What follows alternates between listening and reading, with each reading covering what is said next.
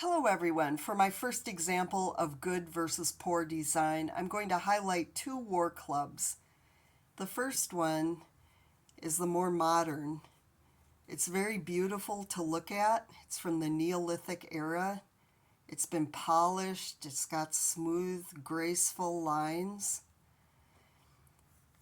It's got a little indentation here for your finger to kind of leverage it into your palm like that. And you strike your opponent with it. The bad part of this is the slipperiness of it. If your hand was wet, this would fall right out. And if you picked it up again, you could use it however you grabbed it. But this is only made to be used in one particular position. So you would have to get this back in your hand this one way in order to use it effectively. This older club, I don't even know how old this is, but I think this one is so superior. This little sharp beak shape in the bottom goes into the folds of your hand. It's very rough and textured. Your hand can be wet with mud or blood or rain. It's not going anywhere. This indentation here for your thumb, got more hollows for your fingers there, and you can go after your opponent like so. If you were to drop this, or if the enemy was to invade your encampment in the middle of the night and you just grab this, any which way, this is a functional weapon.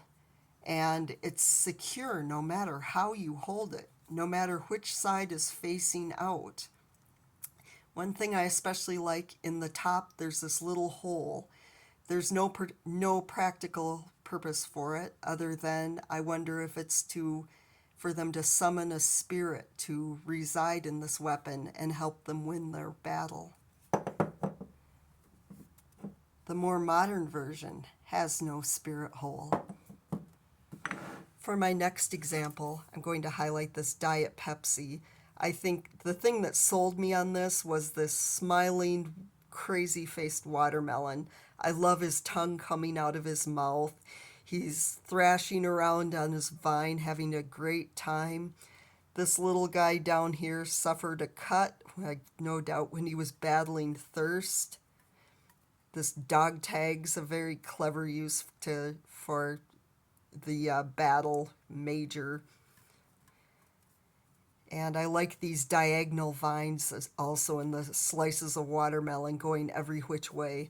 I didn't even enjoy the taste of this, but I was fine buying it because the packaging is just so neat. On the other hand, there's this Diet Pepsi. Where to start? What a snooze fest. This new and improved taste, they didn't even put an exclamation point. They didn't do anything. The text is level and flat. This black background, you wouldn't know this was a beverage. You wouldn't know this is supposed to quench your thirst or taste good. It looks so uninspired.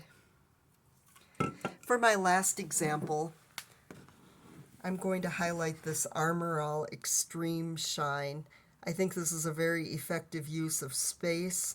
I like how the logo is glowing up there. I like the extreme and the script font. I think that this little speedometer down in the lower corner there with the arrow all the way to the max is awesome. It's a little cheesy, but when you want your tires to be shiny, you don't want them kind of shiny. You don't want them a little shiny. You want them extremely shiny. That little nuclear explosion on the other tire is just perfect as well. And then to compare this to an earlier iteration of Armor All, slightly different product, but look at the difference in the packaging. This isn't compelling. It says what it does. In the bottom, there's a list, but it's nothing like the other one. And even look at the little Viking up there. He's being struck by lightning. He's hunkered down. He's sustaining a battle. This Viking, he's not even nervous. There is no battle. He'll take any opponent and flick him off like he'd flick off a fly or something. So good job, Armor All, in improving your overall look. Thank you.